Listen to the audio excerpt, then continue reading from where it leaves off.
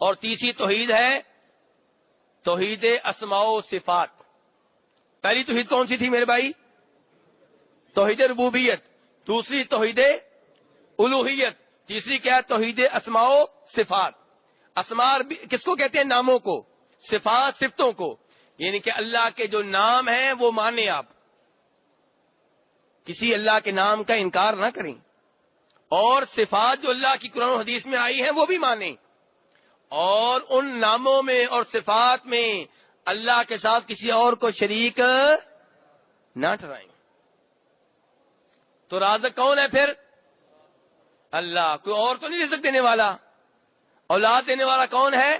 وہاب کون ہے؟ اللہ. تو پھر داتا کسی اور کو نہیں کہنا. تو یہ ہے میرے بھائی توحید اسماء و صفات، کہ اللہ کے جو نام قرآن پاک میں اور حدیث نبویہ میں آئے ہیں، اور اللہ کی جو صفات آئی ہیں ان کو مانیں. غفور اللہ کا نام ہے، بخشنے والا. اللہ کی صفت کیا ہوئی؟ مغفرت، بخشنا. اللہ کا نام ہے رحمان، صفت کیا ہوئی؟ رحمت کرنا. یہ اللہ کے جتنے بھی نام آئے ہیں، اللہ نے اپنی ذات کے بارے میں جو کچھ بتایا ہے، جیسے بتایا ہے ویسے اس کو اپنے ایمان لے آئیں. مثلا ایک صفت لے لیتے ہیں اللہ تعالیٰ کی آپ کے سامنے. اللہ کا نام ہے العلی. اللہ کا نام کیا ہے؟ العلی. کیا مطلب؟ بلند و بالا ذات. العلی کا معنی کیا ہے؟ بلند و بالا. تو صفت کیا ہوئی؟ علو. جیسے میں نے کہا تھا نا، غفور نام ہے، صفت کیا ہے؟ مغفرت. رحمان و رحیم نام ہے، صفت کیا ہے؟ رحمت. ایسے ہی اللہ کا نام ہے العلی، بلند و بالا ذات، اور صفت کیا ہوئی؟ علو، بلند ہونا. اب آپ کیا مانیں گے؟ اللہ بلند ہے کہ ہر جگہ ہے؟ اللہ بلند ہے. اور کیا دلیل ہے؟ الرحمن علی العرش استوى، کہ اللہ تعالیٰ عرش پہ مستوی ہیں. مستوی کا معنی بھی ہوتا ہے بلند ہونا. تو اللہ عرش کے اوپر بلند ہیں. کیا اللہ عرش کے محتاج ہے؟ نعوذ باللہ. اللہ عرش کے محتاج نہیں ہے، عرش اللہ کا محتاج ہے. عرش کو اٹھانے والے فرشتے اللہ کے محتاج ہیں. اللہ عرش کا محتاج نہیں ہے، لیکن اللہ عرش کے اوپر بلند ہیں. تو اللہ ہماری دائیں سائڈ پہ ہیں، بائیں سائڈ پہ ہیں، آگے ہیں، پیچھے ہیں کہ اوپر ہیں؟ اوپر ہیں. اللہ کہاں ہے میرے بھائی؟ یہ اللہ کی صفت اللہ نے خود بتائی ہے. کیسے ہیں ہمیں نہیں پتا. امام مالک رحمہ اللہ کے پاس ایک آدمی آیا، اس نے کہا جی قرآن پاک میں آتا ہے استوا، کہ اللہ مستوی ہیں. یہ استوا کیسے ہے؟ اللہ کیسے مستوی ہیں؟ دھیان سے سنیں میرے بھائی، یہ بات سننے والی ہے. اللہ کیسے مستوی ہیں؟ امام مالک رحمہ اللہ نے فرمایا الاستواء معلوم والکیف مجہول والسؤال عنہ بدعہ والایمان بہ واجب. کہ عربی میں ہم جانتے ہیں کہ استوا کا مطلب کیا ہے. کیا مطلب ہے استوا کا؟ بلند ہونا، یہ ہم جانتے ہیں. اور تو پوچھ رہے کیفیت کے بارے میں کہ کیسے اللہ بلند ہیں. کیفیت اللہ تعالی نے نہیں بتائی. مجہول، یہ بات ہم نہیں جانتے، ہمارے علم میں نہیں ہے. والسؤال عنہ بدعۃ، جب اللہ نے اپنے بلند ہونے کی کیفیت نہیں بتائی، اس کے بارے میں سوال کرنا، اس کو جاننے کی کوشش کرنا، بدعۃ، یہ بدعت ہے. والایمان بہ واجب، لیکن یہ ماننا پڑے گا کہ اللہ بلند ہے. ایسی اللہ کی ساری صفات ہے میرے بھائی. آپ اردو کے کئی قرآن پاک اٹھائیں گے، استوا کے نیچے معنی لکھا ہوگا اللہ عرش پہ غالب آ گیا. یہ تعویل ہے، یہ تحریف ہے، تبدیلی ہے، یہ غلط معنی کیا گیا ہے. وہ کہتے ہیں نہیں جی یہ کیسے ہم مان لیں کہ اللہ اوپر ہیں. عقلی دلیلیں ایسی لائیں گے کہ عام آدمی ان سے متاثر ہو جائے گا. نہیں میرے بھائی، ایسے لوگوں کی باتوں میں نہیں آنا. ہم کہیں گے اللہ اپنے بارے میں بہتر جانتے ہیں، اللہ نے جو بتا دیا صحیح بتا دیا. اور جب آپ نے یہ مان لیا کہ اللہ اوپر ہیں، تو اس سے اس عقیدے کا رد ہو گیا جو عقیدہ عام طور پہ لوگوں میں پھیلا ہوا ہے. وہ کیا ہے؟ عقیدہ وحدت الوجود. کیا کہتے ہیں جی؟ اللہ ہر وجود کے اندر ہیں، اللہ ہر ایک کے اندر ہے. نعوذ باللہ. اللہ مرد کے اندر بھی، عورت کے اندر بھی. نعوذ باللہ. اس آدمی کے اندر بھی اللہ تعالیٰ جو باتھ روم میں ہے. نعوذ باللہ. یہ میں نہیں کہہ رہا، یہ میں آپ کو بیان کر رہا ہوں کتنا غلط عقیدہ ہے. اگر آپ یہ عقیدہ اپناتے ہیں وحدت الوجود، کتنا اس کے غلط نتائج برآمد ہوتے ہیں، میں وہ بتانا چاہ رہا ہوں تاکہ آپ اس عقیدے سے توبہ طیب ہو جائیں. جب فرعون کی عبادت ہو رہی تھی تو ان کے نزدیک تو فرعون کے اندر اللہ ہے، تو پھر وہ اللہ کی عبادت ہو رہی تھی، شرک نہ ہوا. اور اس کی یہ بات ٹھیک ہوگی، اس نے کہا تھا انا ربکم الاعلی، میں تمہارا رب ہوں، کیونکہ اس کے اندر رب ہو رہا تھا. نعوذ باللہ نعوذ باللہ. تو میرے بھائی بہت غلط عقیدہ ہے عقیدہ وحدت الوجود. میں اس کی مزید تفصیلات بیان نہیں کرنا چاہتا کیونکہ بڑی گندی تفصیلات ہیں اس کی، کراہت آتی ہے، نفرت ہو جاتی ہے اس عقیدے سے. تو اس لیے قرآن پاک نے 7 مرتبہ بیان کیا ہے، 7 مرتبہ کہ اللہ عرش پہ مستوی ہیں. اللہ کہاں مستوی ہے میرے بھائی؟ عرش پہ بلند ہیں. لیکن اللہ کسی کے محتاج نہیں ہے، نہ عرش کے نہ کسی اور چیز کے.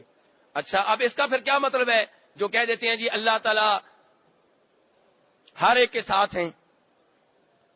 اگر اللہ عرش پہ ہیں، اوپر ہیں، تو اس کا کیا مطلب ہے میرے بھائی؟ عقیدہ سمجھیے، عقیدہ یہ سمجھنے والا ہے کہ اس کا پھر کیا مطلب ہے اللہ تعالی ہر ایک کے ساتھ ہیں. میرے بھائی تفصیل بیان کرنے سے پہلے میں ایک مثال کی طرف آنا چاہوں گا. سورج کہاں پہ ہے اور اس کی روشنی؟ جی ہر جگہ پہ. چاند رات کو کہاں ہوتا ہے اور اس کی چاندنی؟ اللہ تبارک و تعالیٰ اوپر ہیں ذاتی طور پہ، لیکن اللہ کا علم ہر جگہ پہ. اللہ ہر ایک کو جانتے ہیں، ایک ایک چیز کا علم ہے. اللہ اوپر ہیں، اللہ ہر ایک کو دیکھ رہے ہیں اوپر ہو کر بھی. اللہ اوپر ہیں، ہر ایک کی سن رہے ہیں. اللہ اوپر ہیں، ہر ایک اوپر اللہ کا کنٹرول ہے، اللہ کی قدرت ہے. اللہ کا علم، اللہ کا سننا، اللہ کا دیکھنا، اللہ کی قدرت، اللہ کا کنٹرول ہر ایک کے اوپر ہے. اسی لیے اللہ تبارک و تعالیٰ نے موسیٰ علیہ السلام سے اور ہارون علیہ السلام سے کیا کہا تھا کہ فرعون کی طرف جاؤ جاؤ، اننی بے شک میں معکما تمہارے ساتھ ہوں. یا اللہ تو کیسے ہمارے ساتھ ہے؟ اللہ نے خود ہی بتا دیا، اسمعو، کیا میں اسمعو، میں سن رہا ہوں، وارا، اور میں دیکھ رہا ہوں. تو اللہ کیسے ہیں ہمارے ساتھ؟ کہ اللہ سنتے ہیں، اللہ دیکھتے ہیں، اللہ کا کنٹرول ہے، اللہ کا علم ہمارے ساتھ ہے، اللہ کی صفات ہمارے ساتھ ہیں. لیکن ذاتی طور پہ اللہ کہاں ہے؟ عرش پہ مستوی ہیں. تو میرے بھائی اب یہ کتنی ہو گئی توحید کی اقسام؟ 3. نمبر 1 کیا ہے؟ توحید ربوبیت، کہ اللہ تعالی کو اللہ کے افعال میں ایک ماننا، کہ پیدا کرنا، رزق دینا، یہ سارے اسی کے کام ہیں. اور توحید الوہیت، یہ ماننا کہ ہر قسم کی عبادت کا حقدار صرف اللہ تبارک و تعالی ہے. تو آپ کسی قبر والے کے لیے نظر مانیں گے؟ کسی قبر والے کے لیے منت مانیں گے؟ شیخ عبد القادر جیلانی رحمہ اللہ کے لیے 11ویں دیں گے؟ نہیں، بالکل. جب آپ نے 11ویں دے دی، منت مان لی، نظر مان لی، یہ عبادت ہے. تو ایک طرف آپ کہتے ہیں کہ میں توحید کے اوپر ہوں، ساتھ اللہ کو چھوڑ کے اوروں کے لیے نظریں مانتے ہیں، اوروں کے لیے منت مانتے ہیں. بیٹا ملا فلاں قبر پہ جا کے دیکھ کروں گا، بیٹا ملا فلاں قبر پہ جا کے بکرا کروں گا. یہ کیا ہوا؟ یہ کون سی توحید ہے؟ ایسے ہی دعا سب سے بڑی عبادت ہے. آپ ایک طرف کہتے ہیں میں توحید کے اوپر ہوں، پھر قبر پہ جا کے قبر والے کو وعدے دے رہے ہوتے ہیں، اللہ سے بیٹا لے کر دو، اللہ سے رزق لے کر دو، اللہ سے شفا لے کر دو. یہ میرے بھائی شرک کر رہے ہیں آپ. اور توحید اسماء و صفات میں کیا ہے کہ کئی لوگ اللہ کے ناموں کو ماننے سے انکار کر دیتے ہیں، کہتے ہیں ہماری عقل نہیں مانتی. تیری عقل نہیں مانتی، نہ مانے، ہمیں کیا لگے تیری عقل سے؟ تیری عقل ہے کیا؟ تو ہے کیا چیز؟ اللہ ایک بات بتائیں، تیری عقل نہیں مانتی. میں اب کیا کہوں، بڑے سخت الفاظ نکل رہے ہیں لیکن میں روک رہا ہوں کہ اللہ نے ایک چیز بتا دی اور تو کہتا ہے میری عقل نہیں مانتی. اللہ کے رسول نے ایک چیز بتا دی، تو کہتا ہے تیری عقل نہیں مانتی. اپنی عقل کو قرآن و حدیث کے تابع بنا دے، اپنی عقل کو قرآن و حدیث کے سامنے جھکا دے. میرے بھائی ان عقل پرستوں سے بچ جائیں جو کئی قرآن پاک کی باتوں کا، نبی صلی اللہ علیہ وسلم کے حدیث کا انکار کر جاتے ہیں کہ عقل نہیں مانتی. تو بہرحال میرے بھائی گزارش یہ تھی کہ یہ توحید کی 3 اقسام ہیں. اور عام طور پہ قبروں کی پوجا کرنے والے قبر پرست وہ کیا کرتے ہیں؟ وہ لا الہ الا اللہ کا مطلب کر جاتے ہیں کہ اللہ خالق ہے، مالک ہے، رازق ہے. کوئی شک نہیں کہ اللہ خالق ہے، مالک ہے، رازق ہے، لیکن لا الہ کا مطلب یہ نہیں ہے. لا الہ کا مطلب کیا ہے کہ اللہ اکیلا ہی عبادت کا حقدار ہے، اللہ کے سوا کوئی اور عبادت کا حقدار نہیں ہے۔ اس میں کوئی شک نہیں کہ یہ عقیدہ بنایا جائے کہ سب کچھ ہونے کا یقین کس سے؟